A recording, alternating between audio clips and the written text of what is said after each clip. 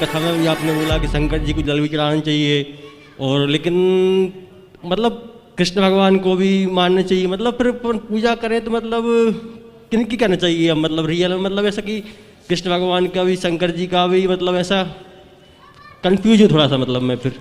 जी आप सुनो, शिव पुराण कहेंगे तो हम तो कहेंगे कि शिव जी की पूजा करो, और अगर देवी भागवत कहेंगे तो हम तो कहेंगे अपनी कुल देवी की पूजा करो। नहीं मैं तो पर डे सुन तो लो। ओके ओके, माइक ले लो इनसे, अब माइक ले लो और वहीं खड़े होके सुनो आप। और विष्णु पुराण कहेंगे तो हम कहेंगे कि भाई भगवान विष्णु की पूजा करो। अगर हम राम कथा कहेंगे तो उसमें ये भी कहेंगे कि भाई हनुमान जी की पूजा करो। राम जी का मंत्र लेने वालों के लिए राम, कृष्ण जी का मंत्र लेने वालों के लिए कृष्ण, नारायण का मंत्र लेने वालों के लिए नारायण ही सर्वोपरि हैं, और उन्हीं में अधिक समय उनको लगाना चाहिए।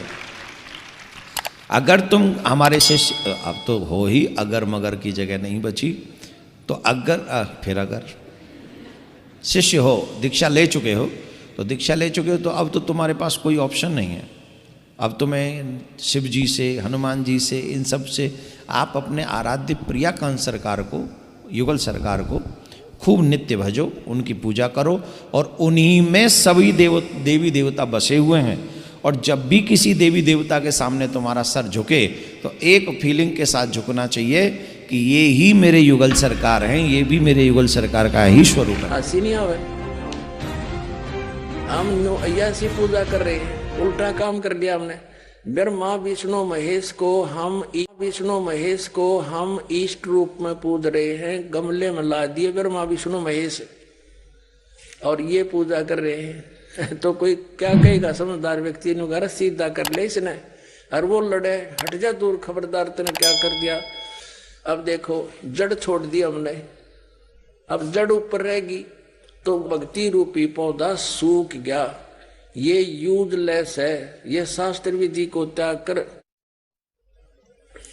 शास्त्र विरुद्ध साधना है, ये उल्टा बीजा हुआ भक्ति रूपी पौधा।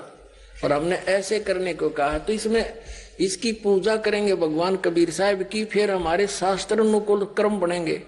शास्त्र अनुकूल संस्कार होने से ये फल ब्रह्मा विष्णु महेश ने देना हमारे को, क्योंकि यहाँ के ये प्रधान है, इबिन का फल लगेंगे। अब इसका प्रमाण देते हैं। अपने आत्मा परमात्मा ये कहा करते, तुम साधना ठीक करो और फिर आपको लाभ होगा पूरा। अब तुम साधना कर रहे हो उनकी जो आपको कुछ दे ही नहीं सकते। अब जैसे आप किसी फैक्ट्री मालिक की नौकरी कर रहे हो, तो नौकरी उसकी कर रहे हो, आपकी हाजिरी लगकर तनख्वाह बनकर कैशियर के पास आती है, अकाउंटेंट के पास आती है। अब तनख्वाह तो देंगे अकाउंटेंट और वो कैशियर, लेकिन वो देंगे आपका वर्क डन, और वो भी उस मालिक की मजदूरी करोगे। तो यदि उस आप लागे अकाउंटेंट और कैशियर की जूते साफ करन, उसकी प्लेट धोना, वह नौकरी दी छोड़ आपने, वो खाक देंगे आपको, लोग भाजपा चाह बिना प्याओ टाइम पे। तो इसी प्रकार हमने पूजा तो करनी है, मजदूरी तो करनी, इष्ट रूप में तो पूजना परमपिता को, कबीर साहब को, और फिर उससे बनेंगे हमारे शास्त्र अनुकूल जितने भी शुभ संस्कार फिर देंगे। यही यहाँ पर जब तक आप यहाँ रहोगे तो यहाँ के ये प्रधान है, इन्होंने हमारा वर्क डन देना है। जैसा कर्म करेगा फल देगा भगवान, इनका ये आखिरी विधान था। तो ये भगवान तो वर्क डन ही दे सकते, इसमें ऐड नहीं कर सकते। और फैक्ट्री मालिक बनवाने करा के दे तोहफे में, यानी परमात्मा हमारे मालिक हैं, मालिक तो कुछ भी दे सकता है। अब और थोड़ा दिखाते हैं, क्योंकि कंसेप्ट इससे जुड़ा हुआ है। इसी गीता जी अध्याय नंबर 3 के, ये श्रीमद् भगवद गीता अध्याय नंबर 3 के आपको दिखाते हैं, श्लोक 10 से लेकर 15, ये देखिएगा। श्रीमद् भगवद गीता अध्याय नंबर 3 के और श्लोक नंबर 10।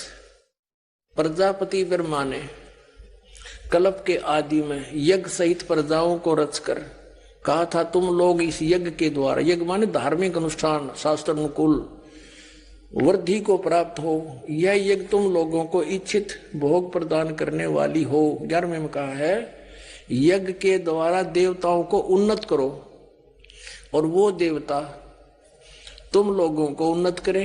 इस प्रकार निस्वार्थ भाव से एक दूसरे को उन्नत करते हुए तुम लोग कल्याण को प्राप्त हो जाओगे। 12वें में फिर कहा है, यज्ञ के द्वारा बढ़ाए गए देवता। बताओ देवता ने क्या हम पकड़ कर बढ़ावांगे, खींच कर बढ़ावांगे उन्हें। अब ये विधि बता रखी है कि शास्त्रों कुल साधना करने से, जड़ की पूजा करने से ये तीनों देवता रूपी शाखा बढ़ जाएंगी, बड़ी हो जाएंगी, फिर ये फल देंगे।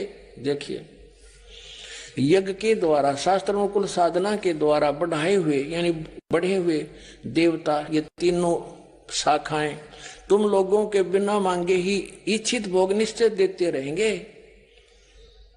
उन देवताओं को दिए हुए भोगों को जो पुरुष उनके बिना दिए स्वयं भोगता है वह चोर है। अब क्या सिद्ध हो गया कि जैसे हम मूल की पूजा करेंगे, मूल की यानी जड़ की पूजा करने से टहनी बड़ी हो जाएंगी, ये देवता बढ़ गए, बड़े होकर ये फलों से लदपद हो जाएंगी, ये टहनी बिना मांगे देंगे अपने आप, क्योंकि हम मूल की पूजा कर रहे हैं तो अपने आप इनके बस की बात नहीं, देने पड़ेंगे फल हमारे को।